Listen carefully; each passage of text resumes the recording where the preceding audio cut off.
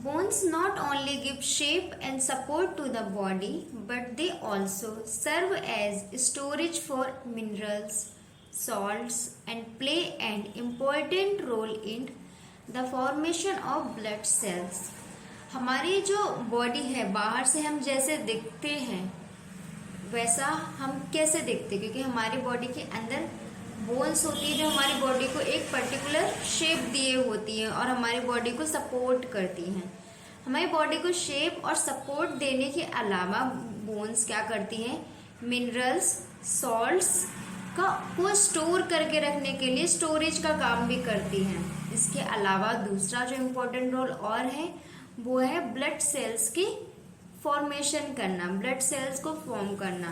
तो बोन्स के 3 काम पता लग गया, ब्लड सेल्स बनाना, मिनरल्स और सॉल्ट्स को जो भी इम्पोर्टेंट चीज़ें हैं उनको स्टोर करके रखना और हमारी बॉडी को शेप और सपोर्ट देना। They consist of 50% water and 50% solid matter, mainly matrix, which is a jelly like component made up of primarily protein, collagen and minerals, especially calcium and phosphates। अभी बता रहे कि हमारी जो बोन है वो 50-50 चीज़ों से बनी, मतलब जो पहला 50% है वो है वाटर और जो दूसरा 50% है वो है सॉलिड, मेनली मैट्रिक्स। जो मेन क्या होता है, बोन का पार्ट होता है मैट्रिक्स, बाहर का जो बोनी स्ट्रक्चर है उस बोनी स्ट्रक्चर्स को हटा के हम बीच की बात करते हैं तो बोन्स में क्या होता है, मैट्रिक्स होता है। और ये कैसा होता है, जेली लाइक कंपोनेंट होता है। तो ये मैट्रिक्स किससे मिलकर बना है, वाटर और थोड़ा सा सॉलिड। तो ये चीजें मिलके बोन को बनाती हैं, बोन और बोन के पार्ट मैट्रिक्स को बनाती हैं। अभी मैट्रिक्स किस चीज से बना होता है, ये तो जनरली है कि हाँ यार लिक्विड है तो पानी तो होगा ही, बट इसमें क्या चीजें शामिल होती हैं, इसमें मेनली प्राइमरली होता है प्रोटीन, कोलेजन, कोलेजन होता है और क्या होता है, मिनरल्स, ये चीजें होती हैं।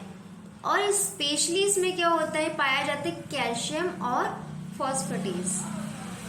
कैल्शियम और फॉस्फेटेस जो है हमारे बोन्स में पाया जाता है। अब आपको क्या पता लगा बोन्स के बारे में, बोन्स में होता है matrix, matrix jelly like component होता है जो कि प्रोटीन, कोलेजन और मिनरल से मिलकर बना होता है और इसमें क्या होता है, कैल्शियम एंड फॉस्फेटेस। नेक्स्ट अब हम बात करते हैं दूसरे फैक्ट की। तो रेगुलर एक्सरसाइज या physical activity, avoiding excessive caffeine, alcohol and quitting smoking builds healthy bones and helps prevent fractures and osteoporosis। अब ये बता रहे कि हम अपने बोन्स को कैसे हेल्दी मेंटेन करके रख सकते हैं। कभी कभी कुछ लोगों की टेंडेंसी होती है कि उनको जल्दी जल्दी फ्रैक्चर हो जाता है, दीवार में हाथ लग गया तो फ्रैक्चर हो गया, कहीं भी फ्रिक्शन हो गया फ्रैक्चर हो गया, या ऑस्टियोपोरोसिस की कंडीशन हो गई। तो ये कंडीशन ना हो, इससे बचने के लिए हमें क्या करना चाहिए, रेगुलर एक्सरसाइज करते रहना चाहिए, फिजिकल एक्टिविटी, मूवमेंट होना चाहिए, कुछ भी बहुत ज़्यादा एक्सेसिव में नहीं लेना है। कैफीन जिन चीज़ों में होता है वो चीज़ें बहुत ज़्यादा एक्सेस में नहीं लेनी है, अल्कोहल एक्सेस में नहीं लेनी है, और हमें स्मोकिंग की जो हैबिट है उसको तो ज़रूर क्विट कर देना है। तो ये सारी चीज़ें हमारी हेल्दी बोन्स में बहुत ज़्यादा हमारी हेल्प करेंगी।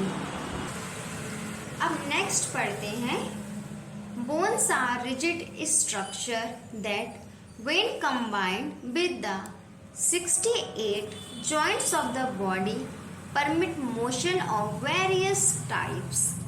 Bone development is influenced by a number of factors including nutrition, exposure to sunlight, hormonal secretions and physical exercise। ये इसमें बताया है कि बोन जो है एक रिजिड स्ट्रक्चर है, बाहर से कैसी है, हार्ड सॉलिड सी है। तो जब हम एक बोन्स को अदर 60 जॉइंट्स के साथ कंबाइंड करते हैं, बॉडी के सारी बोन्स मिलकर जो जॉइंट्स बना रही हैं, अदर 68 जॉइंट्स में हम आपस में बोन्स को कंबाइंड करेंगे तो ये क्या करती है, मोशन मतलब मूवमेंट करना अलाउ करती है, हमारी बोन्स मूव करेंगी फ्रीली। नहीं तो अगर एक सिंगल बोन है तो क्या वो अपने आप से मूव करेगी? नहीं, जब हम एक दूसरे में अटैच करेंगे बोन्स को तब मूवमेंट होगा। बोन डेवलपमेंट कैसे होता है? कई नंबर ऑफ फैक्टर्स से बोन का डेवलपमेंट होता है। कैसे? न्यूट्रिशन, हम क्या भोजन ले रहे हैं, क्या आहार है हमारा, उसके ऊपर हमारा बोन्स का डेवलपमेंट होता है। सही से आहार नहीं ले रहे हैं, न्यूट्रिशन की कमी है, तो हमारी बोन्स कमजोर हो जाएंगे। एक्सपोजर टू सनलाइट, सनलाइट भी हमारे बोन्स को अफेक्ट करती है। हार्मोनल सिक्रेशंस, हमारी बॉडी में अबनॉर्मल हार्मोनल सिक्रेशन होने की वजह से भी बोन्स अफेक्टेड होंगी। और फिजिकल एक्सरसाइज, अगर हम कोई एक्सरसाइज नहीं कर रहे हैं, लेजी हैं, बैठे हैं, तो भी हमारी बोन्स अफेक्ट होंगी। या हम ओवर एक्सरसाइजिंग कर रहे हैं अपनी कैपेसिटी से बहुत ज़्यादा, तो भी बोन्स अफेक्टेड होंगे। अब नेक्स्ट पढ़ते हैं optimal calcium intake varies with the age group. अब इसमें हम एज ग्रुप में पढ़ेंगे, किस एज ग्रुप में कितनी कैल्शियम की इंटेक हमें अपने हेल्दी बोन्स के लिए लेनी चाहिए। तो अब हम बात करते हैं सबसे पहले एज ग्रुप और कैल्शियम इंटेक। 1 साल से 5 साल तक बच्चे में 800 mg पर डे कैल्शियम की इंटेक होनी चाहिए, क्योंकि ये इनका डेवलपमेंट फेज होता है, तो इनको 800 mg पर डे कैल्शियम की इंटेक चाहिए। उसके बाद 6 to 10 ईयर्स के फेज में जब बच्चे पहुंचते हैं, तो बड़े हो रहे हैं, तो कैल्शियम की इंटेक भी बढ़ेगी, तो 800 से 1200 mg पर डे इनको कैल्शियम की इंटेक चाहिए।